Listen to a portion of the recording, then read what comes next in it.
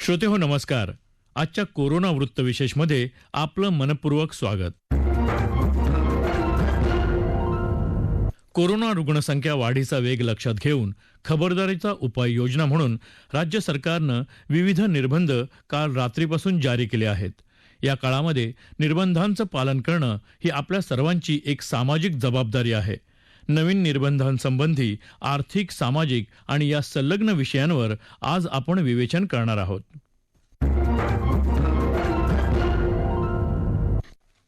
श्रोतेहो, याआधी कोरोना रुग्णसंख्येचा आलेख जसजसा खाली आला तसतशी सर्व स्तरावरील टाळेबंदी जणू संपुष्टात आली. बाजारपेठा, मॉल अशा ठिकाणी पूर्वीसारखीच गर्दी व्हायला लागली. आरोग्य खात्याकडून कोरोना अद्याप पूर्ण गेलेला नाही. सर्वांनी सामाजिक अंतराचं भान राखलं पाहिजे, मास्क लावला पाहिजे असं वारंवार सांगितलं जात असतानाही अनेकांनी त्याकडे सोयीस्कररित्या दुर्लक्ष केलं. परिणामी आता पुन्हा एकदा कोरोना प्रकोप वाढल्याचं दिसून येते. त्यामुळे राज्य सरकारला सक्तीनं काही निर्बंध लावावे लागत आहेत. हे नेमके निर्बंध काय आहेत, ते पाळणं किती आवश्यक आहे, याविषयी आरोग्यविषयक पत्रकार चैतन्य देशपांडे आज आपल्याला माहिती देत आहेत. कोरोनाचा प्रादुर्भाव रोखण्यासाठी आता आपल्याकडे लॉकडाऊन सदृश्य अशा कडक निर्बंधाची घोषणा करण्यात आलेली आहे. यामध्ये काय सुरू, काय बंद याबद्दल अनेकांच्या मनामध्ये संभ्रम आहे. तसं पाहायला गेलं तर आधी लागलेले जे निर्बंध होते आणि हे निर्बंध यात काही फारसा फरक नाही आहे. हॉटेल्स, रेस्टॉरंटवर पूर्वीप्रमाणेच बंधन आहेत. टेक अवे, होम डिलिव्हरीच्या सर्व्हिसेस सुरू आहेत. आता रस्त्यावरचे खाद्यपदार्थ जे विक्रेते आहेत त्यांनाही पार्सल व्यवस्था सुरू करण्यात आली आहे. पाणी पुरवठा, शेतीचे कामं, इलेक्ट्रिक गॅस पुरवठा, एटीएम, त्याच्यानंतर घरोघरी वर्तमानपत्राचं वाटप वगैरे सगळं सुरू आहे. मग बंद काय आहे तर सार्वजनिक जागी जाणे, मंदिरे या सगळ्या गोष्टी, प्रार्थना स्थळ वगैरे बंद आहेत. आर्थिक व्यवहार सगळे सुरू राहिले पाहिजे यासाठी सार्वजनिक वाहतूक व्यवस्था सुद्धा सुरू ठेवली. मात्र अत्यावश्यक कामासाठीच ती वापरावी. विनाकारण कोणी प्रवास करू नये. ज्यांना वैद्यकीय सेवांसाठी रुग्णालयात जायचं आहे, सप्लाय चेन मध्ये काम करतात, लस उत्पादक, वाहतूक करणारे, या सगळ्या लोकांनी त्या सुविधांचा, बस, ऑटो या सगळ्या गोष्टी वापराव्या. विनाकारण इतर लोकांनी प्रवास टाळावा यासाठी हे नियम लागू करण्यात आलेले आहेत. यात 5 पेक्षा अधिक लोकांनी एकत्र विनाकारण जमू नये आणि रात्री 8 वाजेनंतर संचारबंदी असे 2 महत्वाचे आदेश लागू करण्यात आले आहे. याचा फायदा अमरावती जिल्ह्यामध्ये खूप चांगल्या पद्धतीने अशाच आदेशाचा झाला होता. तर आपल्या महाराष्ट्रात, संपूर्ण महाराष्ट्रात हा आदेश लागू झाल्यानंतर याचा काय फायदा होतो ते आता बघूया. श्रोतेहो, निर्बंध जारी करतानाच महाराष्ट्र राज्याच्या मुख्यमंत्र्यांनी समाजातल्या दुर्बल घटकांना, हातावर पोट असलेल्या श्रमिकांना आणि काही प्रमाणात आर्थिक दिलासा दिला आहे. ही मदत नेमकी किती आणि कोणाला मिळू शकेल, समाजातल्या वेगवेगळ्या घटकांसाठी कशा प्रकारे मदतीची तरतूद केली आहे, याविषयी महाराष्ट्राचे मुख्यमंत्री उद्धव ठाकरे यांनी दिलेली माहिती आपण जाणून घेऊया. आपल्याला या सगळ्या गोष्टींची मी कल्पना देतो आहे. आता हे झाल्यानंतर काही गोष्टी अशा आहेत की बाबा हे सगळं तुम्ही निर्बंध सांगितले, मग आमच्यासाठी तुम्ही काय करणार, रोजीरोटीचं काय. मी मगाशी आपल्याशी बोलताना बोललो की माननीय पंतप्रधानांना आपण सांगतो की नैसर्गिक आपत्तीत व्यक्तिगत लाभ जसे आपण देऊ शकतो त्या अनुषंगाने काही लाभ या नैसर्गिक आपत्तीत द्यावे अशी माझी विनंती आहे. मात्र राज्य सरकार म्हणून अन्न सुरक्षा जी आपली योजना आहे त्या योजनेअंतर्गत जे सगळे लाभार्थी आहेत, या लाभार्थ्यांना प्रति व्यक्ती 3 किलो गहू आणि 2 किलो तांदूळ याप्रमाणे 1 महिना आपण आता मोफत धान्य देणार आहोत पुढच्या 1 महिन्यासाठी. म्हणजे कुठेही आपण त्यांची कदाचित रोजी ही मंदावली असेल पण रोटी थांबू देत नाही आहोत. त्यांच्यासाठी अन्नधान्याची व्यवस्था आपण करतो आहोत आणि याच्यामध्ये नोंद केलेले जे आपल्याकडे लाभार्थी आहेत त्यांची संख्या साधारणतः 7 कोटी आहेत. म्हणजे 7 कोटी जे आपले नागरिक आहेत ह्या वर्गात मोडणारे, त्यांना आपण पुढच्या महिन्यामध्ये, म्हणजे आजपासून, जेव्हापासून हे बंधन उद्यापासून सुरू होतील, 1 महिना प्रत्येकी 3 किलो गहू आणि 2 किलो तांदूळ याप्रमाणे 1 महिना मोफत आपण धान्य देणार आहोत. तसंच आपल्याला सर्वांना कल्पना आहे, सरकार आल्यानंतर आपण 10 रुपयात शिवभोजन थाळी ही गोरगरिबांसाठी सुरू करण्याची योजना जाहीर केली. ती जाहीर केली, योजना सुरू झाली आणि कोविड आला. मग काय करायचं, तर कोविड आल्यानंतर आपण 10 रुपयाची जी एक शिवभोजन थाळी होती ती 5 रुपयावरती आणली आणि साधारणतः मी तोही आकडा सांगितलेला आहे. आतापर्यंत काही कोटी लोकांनी ह्या थाळीचा लाभ घेतलेला आहे. आता आपण ही शिवभोजन योजना जी आहे, ही जी थाळी आहे ती 10 रुपयाची थाळी आपण 5 रुपयात केली होती. आता पुढचा 1 महिना शिवभोजन आपण मोफत देणार आहोत. 2 लाख थाळ्या जवळपास आपण रोज देतो. ह्या 2 लाख थाळ्या म्हणजे हे शिवभोजन आपण हे मोफत देणार आहोत गोरगरिबांसाठी. म्हणजे सांगतात ना की तुम्ही लॉकडाऊन करताय पण रोजीरोटीचं काय, तर रोजी थोडीशी मंदावणार आहे. मी पुन्हा एकदा सांगतो, मला कल्पना आहे, पण रोटी कुठे आपण थांबू देत नाही. ही संपूर्ण व्यवस्था, हा सगळा जो काय मी भार नाही म्हणत, हे कर्तव्य जे आहे ते कर्तव्य आपलं सरकार हे समर्थपणाने सांभाळणारच. भार हा पडणार सरकारवरती, जसा तुमच्यावरती पडतोय तसा सरकारवरती पडतोय, पण सरकार हा आपल्या सगळ्या आशीर्वादाने भार सोसणार आणि सोसायला ते समर्थ आहे. त्याचप्रमाणे आणखीन काही योजना आहेत. मी आता हे वाचतो. संजय गांधी निराधार योजना, श्रावणबाळ आणि केंद्र पुरस्कृत इंदिरा गांधी राष्ट्रीय वृद्धापकाळ निवृत्ती वेतन योजना, इंदिरा गांधी राष्ट्रीय विधवा निवृत्ती वेतन, इंदिरा गांधी राष्ट्रीय दिव्यांग निवृत्ती वेतन योजना, या 5 योजनेतील लाभार्थ्यांना 2 महिन्यांकरता प्रत्येकी 1000 रुपये आर्थिक सहाय्य आपण आगाऊ देतो आहोत. म्हणजे आधी देतो आहोत, नंतर नाही, आता आधी देतो आहोत. आणि ह्याचे साधारणतः लाभार्थी हे किमान 35 लाख आहेत. म्हणजे वरती मी जसं सांगितलं तुम्हाला की दारिद्र्य रेषेखालील कुटुंब आहेत, काही निराधार महिला आहेत, वयोवृद्ध आहेत, दिव्यांग आहेत, असंघटित क्षेत्रातील नागरिक आहेत, कामगार आहेत, रिक्षा चालक आहेत, आदिवासी समाज, यांच्यासाठी आपण 3 किलो गहू आणि 2 किलो तांदूळ ही योजना जाहीर केली. शिवभोजन आपण पुढचा महिनाभर मोफत देतो आहे. त्याच्यानंतर आता या योजना, त्याच्यात जो 1000 रुपयांचा जो देणं असतं आपण ते आगाऊ देतो आहोत आणि त्याच्यात 35 लाख लोक आपण त्यांना एक नाही म्हटलं तरी आधार देतो आहोत. नंतर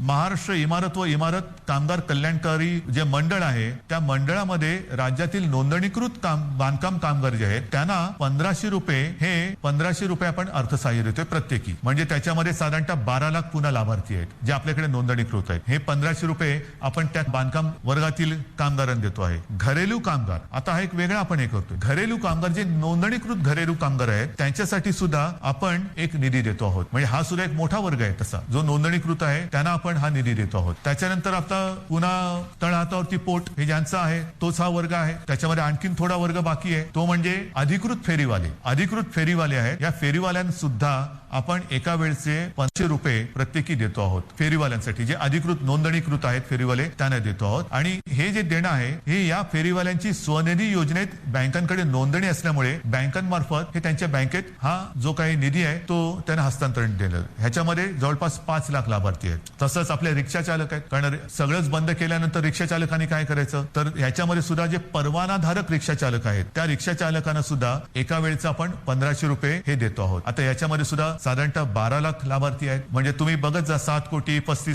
लाख, 12 लाख, 5 लाख, 15 लाख, आपण जे जे करता येणं शक्य असेल ते करतो आहोत. माझ्या आदिवासी समाजासाठी सुद्धा खावटी योजनेचा लाभ घेत असलेल्या आदिवासी कुटुंबांना प्रति कुटुंब आपण एका वेळेचं 2000 रुपये हे आर्थिक सहाय्य देतोय. ह्याच्यामध्ये सुद्धा आता लाभार्थी 12 लाख आहेत. म्हणजे आपण जेवढं करता येणं शक्य असेल तेवढं करतो आहोत. हे आत्ताच्या घडीला हे आपण जे पटकन करता येणं शक्य आहे ते करतो आहोत. त्याच्यानंतर आता ह्या टाळेबंदी हा शब्द वापरायचा न वापरायचा, पण ही जे काही निर्बंध आहेत त्या काळामध्ये आपल्याला कोविडवरची उपाययोजना जी आहे त्याच्यामध्ये इतर काही सुविधा वाढवायच्या आहेत. त्याच्यानंतर औषधं खरेदी आली, व्हेंटिलेटर्स खरेदी करणं आलं, सुविधा आली, सुविधांची उभारणी आली, त्याच्यासाठी काही पैसे लागतात. तर त्याच्यासाठी आपल्या जिल्हाधिकारी त्यांना काही पैसे आपल्याला त्यांच्याकडे देऊन ठेवावे लागतात की तुम्हाला आवश्यकतेनुसार, कारण पटकन आता रुग्ण आला आणि काही गरज लागली तर विचारत बसायचं नाही, जे जे करता येणं आवश्यक आहे ते तिकडे करायचं. आणि त्यांच्यासाठी सुद्धा आपण साधारणतः 3300 कोटी फक्त आणि फक्त कोविडसाठी म्हणून बाजूला काढून ठेवतो. म्हणजेच काय की आपण हा सगळा जर का एक आढावा घेतला तर ढोबळमानाने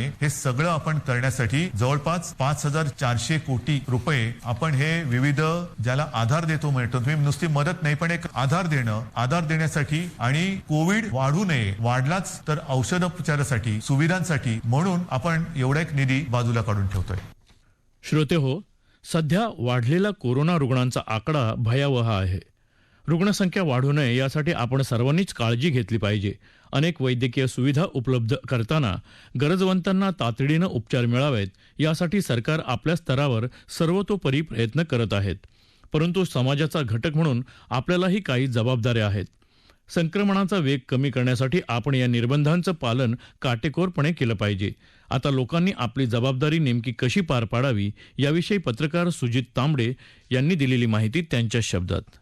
राज्य सरकारने 15 दिवसांसाठी संचारबंदी लागू करताना महत्वाचं म्हणजे अत्यावश्यक सेवा आणि अत्यावश्यक कामे यासाठी सवलत दिलेली आहे. याचा अर्थ नागरिकांसाठी पहिल्या लॉकडाऊन सारखे कडक धोरण ठेवलेलं नाही. प्रामुख्याने उद्योग आणि व्यवसाय हे सुरळीत राहतील याची खबरदारी घेतलेली आहे. म्हणजे नागरिकांची जबाबदारी याच्यामुळे आता वाढलेली आहे. कारण राज्य सरकार एकीकडे निर्बंध लादत असताना किंवा संचारबंदी लावत असताना त्यापूर्वी लोकांना त्यांनी पूर्वसूचना पण दिलेल्या आहेत आणि त्यामुळं एकीकडे राज्य सरकार ही खबरदारी घेत असताना नागरिकांची आता जबाबदारी खरोखरच आहे की कोणत्याही परिस्थितीत आता या संचारबंदीच्या काळामध्ये घराबाहेर पडता कामा नये. मग या संचारबंदीच्या काळात देखील राज्य सरकारने आणखी काही महत्वाच्या गोष्टी विचारात घेतल्यात आणि त्यामध्ये किराणा मालाची दुकानं ही दिवसभर सुरू ठेवण्याचा निर्णय घेतलेला आहे. म्हणजे हे जे अत्यावश्यक काम आहे ते अत्यावश्यक काम म्हणजे किराणा मालाचे दुकान किंवा अन्य फळं असतील हे आणण्यासाठी लोकांनी घराबाहेर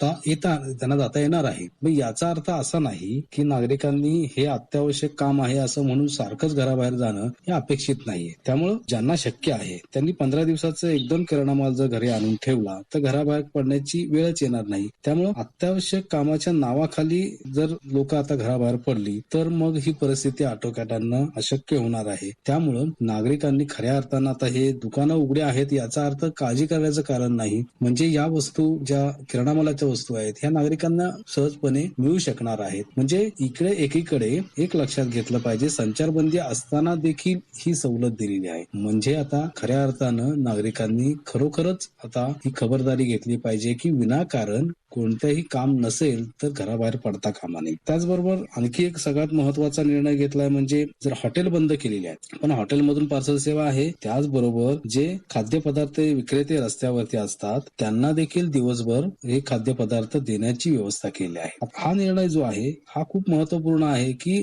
सगळ्यांनाच हॉटेलमधून पार्सल सेवा मागवता येणं शक्य नाही. मग दुसरा पर्याय जो आहे की जे खाऊ गल्ली आहेत अनेक ठिकाणी रस्त्यावर खाऊ गल्ली आहेत मोठ्या शहरांमध्ये ते असतातच आणि मग अशा ठिकाणी देखील पार्सल सेवा ही देण्याची व्यवस्था केली आहे. हे महत्वाचं आहे. मग आता नागरिकांची काय आहे तर अशा ठिकाणी हे गर्दी करता कामा नये. ही जी अशी खाद्यपदार्थांची असणारी जी स्टॉल्स असतील त्याच्या समोर उगीच गर्दी करण्यापेक्षा त्यांनी पार्सल लगेच घेतल्यानंतर निघणं अपेक्षित आहे.